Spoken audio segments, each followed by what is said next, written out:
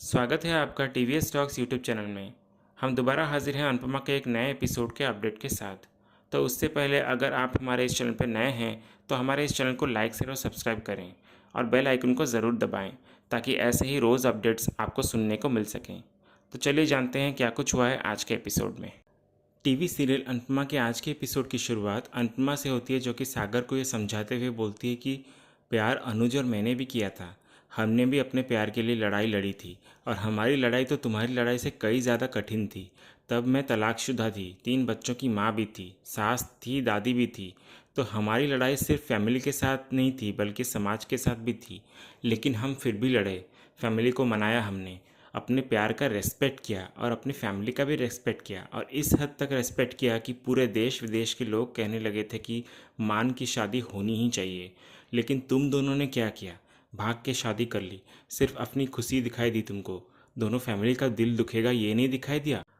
और तू मीनू, तूने तो उस माँ का दिल दुखाया है जिसने तुझे जन्म दिया है, पाल पोस कर बड़ा किया है। तुम आजकल के बच्चों के लिए बड़ों को दोष देना, उनके डिसीजन पर सवाल उठाना बहुत ही आसान होता है, पर दूसरों को दोष देने से पहले खुद तो सही काम कर लिया करो। खुद गलतियाँ करनी है और दूसरों को बोलना है कि आप गलत हो। मैं तुम दोनों के प्यार के साथ ज़रूर थी, लेकिन इस गलती में मैं तुम दोनों का साथ नहीं दूंगी। अब तुम दोनों को लेकर जो भी डिसीजन करना है वो सिर्फ डॉली बहन ही करेंगी और कोई नहीं। फिर ये बोलकर अनुपमा पीछे हट जाती है। मीनू और सागर फिर डॉली के सामने हाथ जोड़कर माफ़ी मांगते हैं और कहते हैं कि हमें माफ़ कर दीजिए प्लीज़। जल्दबाजी में हमें जो सही लगा हमने वो किया। सागर फिर बोलता है कि अनुड़ी, आप भी बिल्कुल सही बोल रही हैं। फैमिली को दुख देने का हमें कोई हक नहीं बनता है, इसलिए प्लीज़ हमें माफ़ कर दीजिए। आप लोगों की नाराज़गी के साथ हम लोग इस घर में नहीं रह पाएंगे, और अगर आप लोग नहीं चाहते हैं कि हम यहाँ रहें तो हम चले जाएंगे यहाँ से। इसीलिए हम और आप लोगों को दुख नहीं देंगे और ना ही आप लोगों को कभी परेशान करेंगे। फिर अचानक डॉली बहुत रोने लगती है और बोलती है कि क्या किया तूने ये सब मीनू? कितने अरमान देखे थे मैंने कि मैं मेरी इकलौती बेटी की शादी बड़े धूमधाम से करूँगी, लेकिन तूने मेरा सर शर्म से झुका दिया। ज़िंदगी में कितने दुख थे मेरे, पर तुझे देखती थी तो सब दुख भूल जाती थी। प्राउड फील करती थी कि मेरी बेटी कितनी काबिल और समझदार है। तूने तेरी माँ का प्यार अब तक देखा है लेकिन गुस्सा नहीं देखा, इसलिए मैं मर जाऊंगी पर इस लड़के सागर को कभी एक्सेप्ट नहीं करूंगी। फिर डॉली सागर की तरफ गुस्से से देखती है और बोलती है कि तूने मेरी बेटी मुझसे छीनी है ना, एक माँ को रुला के तू भी कभी खुश नहीं रह पाएगा। और भाभी, आप ही ने कहा था ना इनसे कि आप इन दोनों के साथ है, इसलिए इनकी हिम्मत और बढ़ गई कि ये लोग शादी करके घर आ गए। अगर आप उनका साथ नहीं देती तो मेरी मीनू की लाइफ बच जाती। एक माँ की हाय लगेगी आपको भाभी। बेटी का सुख आपको भी कभी नसीब नहीं मिलेगा, ये याद रखना आप। सागर फिर ये बोलता है कि डॉली आंटी प्लीज़, आपको जितना बुरा भला कहना है वो मुझे कहिए, पर मेरी अनुड़ी को कुछ मत बोलिए प्लीज़। फिर सागर अनुपमा को रोते हुए बोलता है कि सॉरी अनुड़ी, मेरी वजह से आपको एक बार फिर से इतना कुछ सुनना पड़ रहा है। हम माफ़ी मांगने के लायक तो नहीं हैं, इसलिए अब हम यहाँ से जा रहे हैं। चलो मीनू। फिर सागर और मीनू एक साथ वहाँ से चले जा रहे होते हैं। तभी तोशु पीछे से ये बोलता है कि हाँ हाँ जाओ, जब तुम्हारे सर पे छत ही नहीं रहेगी और दर दर के ठोकरे खाओगे ना, तब समझ में आएगा तुम लोगों को। अनुपमा फिर मीनू और सागर को अचानक रोक लेती है और बोलती है कि रुक जाओ तुम दोनों, मैं आरती की थाली लेकर आती हूँ तुम दोनों के लिए। फिर ये देखकर डॉली अचानक चौंक जाती है और सब लोग चौंक जाते हैं। फिर अनुपमा आरती की थाली तैयार करने किचन में जाती है। तभी डॉली भी अनुपमा के पीछे पीछे आती है और बोलती है कि ये सब करके क्या प्रूफ करना चाहती हैं आप, कि आप बहुत महान हैं और मैं बहुत बुरी हूँ?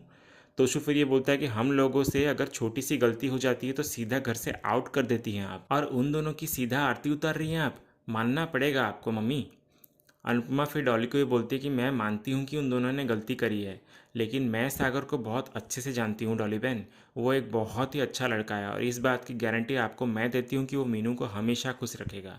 और आप ज़रा सोचिए कि अगर मैं ये अभी ना करूँ तो वो दोनों आखिर जाएंगे कहाँ? क्या आप ये चाहती है कि आपकी बेटी सड़क पर दर दर के ठोकरें खाए? इसलिए मैं बस उन्हें यहाँ रोक रही हूँ। उन्हें माफ़ करना या ना करना ये सब आपके ऊपर है। इसलिए आ जाइए डॉली बहन, आपकी बेटी और मेरी बहू का गृह प्रवेश करवाना है। और ये आशा भवन है और यहाँ पे बेसहारा को सहारा दिया जाता है और मैं बस वही कर रही हूँ। तोशु फिर ये अनुपमा को कहता है कि रहने दीजिए मम्मी। अनुपमा फिर ये बोलती है कि क्यों, मैंने तुम लोगों को रहने का शरण नहीं दिया था क्या? ये बोलकर अनुपमा आरती की थाली लेकर वहाँ से चली जाती है। फिर तोशु डॉली को ये बोलता है कि देखा फुई आपने, मम्मी बन गई सबकी नज़रों में महान और आपको विलन बना डाला उन्होंने। डॉली फिर ये बोलते हैं कि बहुत गलत किया उन्होंने और ना मैं ये कभी भूलूंगी और ना ही उन्हें कभी माफ़ करूंगी। अनुपमा फिर हॉल पे आती है, सागर और मीनू की आरती करने लगती है और बोलती है कि तुम दोनों अब एक दूसरे के साथ मिलकर गृह प्रवेश करो। फिर सागर और मीनू अंदर आते हैं और आशा और उनके लोग सब उनका फूलों से स्वागत करते हैं। सागर और मीनू फिर अनुपमा के पैर छूते हैं तो अनुपमा उन्हें आशीर्वाद देती है और उन्हें ये इशारा करती है कि जाके डॉली बहन के भी पैर छूकर आशीर्वाद ले। तभी मीनू डॉली के पास आशीर्वाद लेने आ रही होती है, तभी डॉली मीनू को देखकर मुंह फेर लेती है। मीनू फिर सब आशावान वालों को और अनुपमा को शुक्रिया कहती है कि थैंक यू आप सब लोगों का कि आप लोगों ने हमारा साथ दिया। अनुपमा फिर मीनू और सागर को ये बोलती है कि मेरी एक बात अच्छे से याद रखना तुम दोनों, कि शादी के बाद बहुत कुछ बदल जाता है, रिस्पॉन्सिबिलिटी बढ़ जाती है। इसलिए अब तुम दोनों आशावान और हमारी नहीं बल्कि एक दूसरे की जिम्मेदारी हो। इसलिए अपना गृहस्थ जीवन अच्छे से बिताना और साथ साथ में पढ़ाई भी जारी रखना और अपने करियर पे भी फोकस रखना। जल्द से जल्द अपने पैरों पे खड़े हो जाना, बोझ नहीं जिम्मेदारी बनना। हमने तुम्हें इस घर में जगह तो दी है, लेकिन तुम्हारी गृहस्थ जीवन अब तुम्हारी अपनी है, उसे तुम्हें ही अकेला संभालना होगा। इसलिए अपनी गृहस्थी तुम लोग अच्छे से संभालना, बहुत खुश रहना और साथ ही साथ अपने फैमिली को भी मनाना। फिर अगले सीन में ये दिखाया जाता है कि अनुपमा अपने कमरे में जाकर रोने लगती है, तभी अनुज आकर उसे संभालता है। अनुपमा फिर अनुज को ये बोलती है कि ये आजकल के बच्चे ना, इनको आगे पीछे का कुछ दिखता ही नहीं, बस जो मर्जी वो कर लेते हैं। मैं क्या क्या संभालूं, अब दिमाग जैसे काम ही नहीं कर रहा है मेरा। इतना गुस्सा आ रहा है कि मन कर रहा है कि खुद का सर फोड़ दूं या कहीं भाग जाऊं। अनुज फिर अनुपमा का मूड सही करने के लिए मजाक से ये बोलता है कि ठीक है, हम लोग कहीं और दूर भाग चलते हैं। यहाँ पे तो किंजल है ना, वो आध्या को संभाल लेगी। इन सब झमेले से दूर अपने हैशटैग मान को एक नई दुनिया में बसाते हैं। चलो अनु, मैं वहाँ पे लकड़ियाँ काट कर लाऊंगा और तुम खाना बना देना। जब हम साथ होंगे ना तो रूखी सूखी रोटी भी टेस्टी लगेगी। वैसे भी अकेले होंगे तो प्याज के साथ भी रोटी अच्छी लगने लगेगी। अनुपमा फिर ये बोलती है कि किसने कहा कि हम अकेले होंगे, जंगल में जाएंगे तो जंगल में सांप बिच्छू कीड़े मकोड़े जंगली जानवर वो सब भी तो होंगे ना। अनुज फिर ये बोलता है कि तो सह लेंगे ना हम थोड़ा सा, जब ऐसे बड़े बड़े वालों को यहाँ पे सह रहे हैं तो वहाँ तो वो वाले तो इनसे कम खतरनाक जानवर हैं। अनुपमा फिर ये बोलती है कि मैं जानती हूँ कि आप ये सब मेरा मूड सही करने के लिए कर रहे हैं, इसलिए अब मेरा मूड काफ़ी हद तक अच्छा हो गया है। फिर अचानक आध्या अनुपमा को पुकारती है। अनुपमा फिर अनुज को ये बोलती है कि भागने के बारे में सोचा नहीं था कि आपकी बेटी बुला रही है। अनुज फिर ये बोलता है कि बात तो बिल्कुल सही बोला तुमने, लेकिन फिर भी हम एक छोटा सा बैग रेडी करके रखते हैं, जिस दिन मूड खराब हुआ उस दिन भाग जाएंगे। अनुपमा फिर ये बोलती है कि मैं देख कर आती हूँ कि आपकी बेटी को आखिर चाहिए क्या। अनुज फिर अनुपमा को ये बोलता है कि अनु, तुम सागर और मीनू को इस घर पे वापस तो ले आई हो, लेकिन आगे वो जो कुछ भी करते हैं वो जिम्मेदारी उनकी खुद की होगी, तुम्हारी नहीं। तुम्हारे ऊपर वैसे भी इतनी जिम्मेदारियां हैं, इसलिए अब प्लीज़ और जिम्मेदारियां मत ढूंढो। अनुपमा फिर बोलती है कि नहीं करूँगी बाबा, और भगवान करे कि करना भी ना पड़े। ये बोलकर अनुपमा वहाँ से चली जाती है। अनुज फिर कान्हा जी से प्रे करते हुए कहता है कि क्यों इतनी परेशानियां दे रहे हो आप मेरी अनु को, कि वो मुझ पे ध्यान ही नहीं दे पा रही है। थोड़ी तो खुशियाँ कम कर दो उसकी, और थोड़ी जिम्मेदारियां भी कम करो ताकि वो मुझ पे ध्यान दे पाए। इसलिए कुछ तो करो कान्हा जी। फिर दूसरे सीन में दिखाया जाता है कि आध्या अपनी स्टडी कर रही होती है, तभी वो देखती है कि अंश वहाँ से दुखी होकर जा रहा होता है। तभी आध्या अंश को अपने पास बुलाती है और पूछती है कि क्या हुआ, तुम इतने दुखी क्यों हो। अंश फिर ये बोलता है कि मुझे अपने दादू की बहुत याद आ रही है। मैं किसी से कुछ कहता नहीं, लेकिन मुझे उनकी बहुत याद आती है। जब भी मम्मी को दादू के बारे में पूछता हूँ तो वो गुस्सा कर कर डांट देती है मुझे। दादू मेरे बेस्ट फ्रेंड थे और वो मेरे साथ बॉयज़ वाले गेम्स भी खेलते थे। ईशू परी माही तो सब गर्ल्स वाला गेम्स खेलते हैं तो मैं बोर हो जाता हूँ। दादू नहीं है तो बहुत अकेला फील करता हूँ मैं। आद्या फिर ये बोलती है कि तुम क्यों अकेला फील कर रहे हो, मैं हूँ ना, हम लोग बॉयज़ वाले गेम्स मिलकर खेलेंगे ना। फिर अंश ये खुश हो जाता है और बोलता है कि ठीक है, हम लोग बॉय कैच वाला गेम खेलते हैं। फिर आध्या और अंश मिलकर बॉल से कैच कैच खेलने लगते हैं। तभी आध्या बॉल फेंकती है अंश की तरफ तो अंश के मुंह पे गलती से बॉल लग जाता है तो अंश ज़ोर से चिल्लाने लगता है। आध्या फिर अंश को बोलती है कि अंश तुम्हें लगी तो नहीं ना। तभी डिम्पी वहाँ चली आती है और ज़ोर से आध्या को धक्का देती है तो आध्या ज़मीन पर गिर जाती है।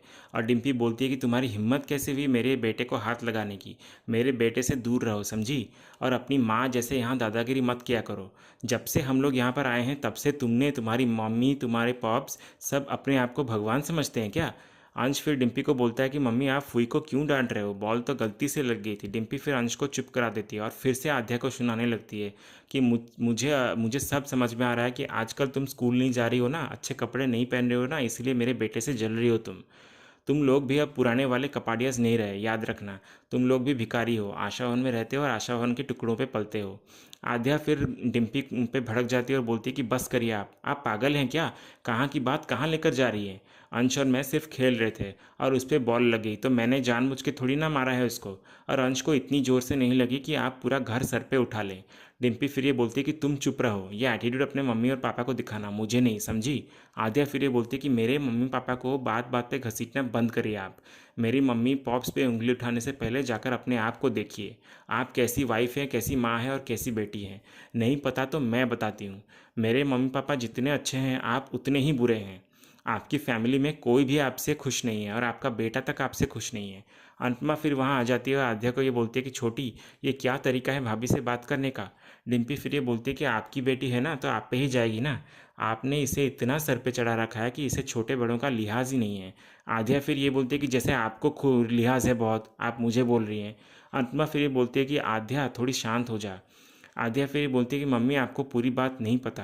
अंश और मैं कैच कैच खेल रहे थे और उसको गलती से थोड़ी सी लग क्या गई तो ये भाभी आकर मुझे सुनाने लग गई और आपको पब्स को भिखारी बोलने लग गई। तो इसलिए मैंने इन्हें जवाब दे दिया क्योंकि मुझसे ये सब बर्दाश्त नहीं हुआ। अनुपमा फिर ये बोलती है कि सामने वाला अगर गलत हो तो इसका मतलब ये नहीं कि हमें भी उनके साथ बदतमीज़ी करनी चाहिए। और डिम्पी, अगली बार तू ज़रा सोच समझ के बोला कर तू जो बोल रही है। अनुपमा फिर आद्या को ये बोलती है कि बेटा ये उम्र में तुझसे बड़ी है तो इसलिए तुम दोनों एक दूसरे से माफ़ी मांगो, लेकिन आद्या पहले तू माफ़ी मांग। आद्या फिर ये बोलती है कि मैं इनसे कभी माफ़ी नहीं मांगूंगी। ये बोलकर वहाँ से आद्या चली जाती है। डिम्पी फिर अनुपमा को ये बोलती है कि देख लीजिए आपकी बेटी के नखरे। अनुपमा फिर ये बोलती है कि देख लिया मैंने और वो भी देख लिया जो तूने किया। अगर तुझे लगता है कि आध्या कम नहीं है तो तू भी ज़रा भी कम नहीं है। ये बोलकर अनुपमा वहाँ से चली जाती है। तभी अंश भी डिम्पी पे गुस्सा करता है और बोलता है कि आप बिल्कुल भी अच्छे मम्मी नहीं हो, आई हेट यू। ये बोलकर अंश भी वहाँ से चला जाता है। डिम्पी फिर ये बोलती है कि अंश मेरा बेटा होकर भी आध्या के गुणगान गा रहा है और पक्का इसमें भी मम्मी की ही कोई चाल होगी। आध्या के ज़रिए मुझसे अंश को दूर करने की कोशिश कर रही है, इसलिए मुझे अंश को अब आध्या से दूर रखना ही पड़ेगा, वरना अंश भी मम्मी और आध्या का भक्त बन जाएगा। फिर अगले सीन में ये दिखाया जाता है कि बापूजी अनुपमा को ये बोल रहे होते हैं कि घर का माहौल बहुत अजीब सा हो गया है, सब परेशान हैं, हमें कुछ करना चाहिए वरना सभी ना खा सकेंगे और ना ही सो सकेंगे अच्छे से। कुछ भी ऐसा करना होगा जिससे सब लोगों का मन हल्का हो जाए।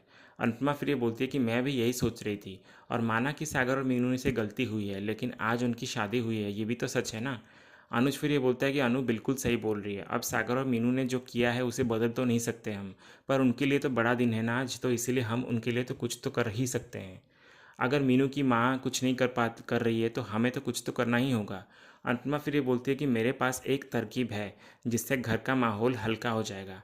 फिर बाला बोलता है कि कौन सा तरकीब? फिर अनुज और अनुपमा हॉल पर जाते हैं और सागर और मीनू को लाकर एक जगह पर बिठाते हैं। फिर अनुपमा सब लोगों को ये बोलती है कि शादी जैसे भी हुई हो पर हुई तो है, तो शादी के बाद की रस्म भी होनी ही चाहिए ना। इसी बहाने सबका मूड भी थोड़ा सही हो जाएगा। डॉली को देखकर फिर अनुपमा ये बोलती है कि गुस्सा नाराज़गी ये सब बाद में, इसलिए अभी परंपरा निभाते हैं। माना कि बच्चों ने गलती की है लेकिन हमें बड़प्पन दिखाते हुए बड़े होने का फ़र्ज़ निभाना ही चाहिए। अनुज और अनुपमा फिर रस्म शुरू करने लगते हैं। तभी डॉली ये बोलती है कि इनके रस्म को तो मैं अभी बाहर उठा के फेंक देती हूँ। तभी तोशु डॉली को ये रोकते हुए कहता है कि ऐसा मत करिए फूई, वरना मम्मी हमें इस घर से उठाकर बाहर फेंक देंगी, तो अभी सही वक्त नहीं है ये सब कुछ करने का। डॉली फिर ये बोलती है कि जवाब तो मैं देकर ही रहूँगी और वैसा ऐसा जवाब दूंगी कि अनुपमा के होश ठिकाने आ जाएंगे। फिर अनुपमा अंगूठी की रस्म करती है जिसमें वो उस अंगूठी को एक जगह पर डाल देती है और बोलती है कि देखते हैं पहले कौन अंगूठी उठाता है। फिर सागर को अंगूठी मिल जाती है, रस्म जीत जाता है और सब खुश हो जाते हैं। फिर नंदिता ये बोलती है कि मतलब अब मीनू का पूरा कंट्रोल सागर के हाथ में रहेगा। डॉली फिर ये सुनकर बोलती है कि यही तो अनुपमा चाहती है कि सागर के ज़रिए वो मीनू को कंट्रोल कर सके। बाला फिर ये बोलता है कि अनु, अभी तो इस खेल में मज़ा आ रहा है, इसलिए क्यों ना तुम और अनुज भी मिलकर दोनों ये खेल खेलो। अनुपमा फिर बोलती है कि हम क्यों पर? इंदिरा जी फिर ये बोलते हैं कि बस कुछ टाइम पास के लिए ही सही पर खेल दो। फिर बाला बार बार अनुपमा को और अनुज को बोलता है कि खेलना तो तुम्हें पड़ेगा ही। बा फिर ये ताना मारते हुए कहती है कि बेगानी की शादी में बाला दीवाना। अनुपमा फिर ये बोलती है कि पर ये तो शादी के बाद की रस्म है ना। अनुज फिर अनुपमा को देखकर ये बोलता है कि हाँ तो शादी के बाद खेलेंगे ना। मेरा मतलब है कि शादी हुई तो ही खेलेंगे। तो इसी सीन के साथ ही आज का ये एपिसोड ख़त्म हो जाता है। ये था अनुपमा के आज के शनिवार वाले एपिसोड का अपडेट। ऐसे ही और अपडेट्स जानने के लिए हमारे इस चैनल से जुड़े रहिए। हम मिलते हैं नेक्स्ट एपिसोड के अपडेट के साथ। धन्यवाद।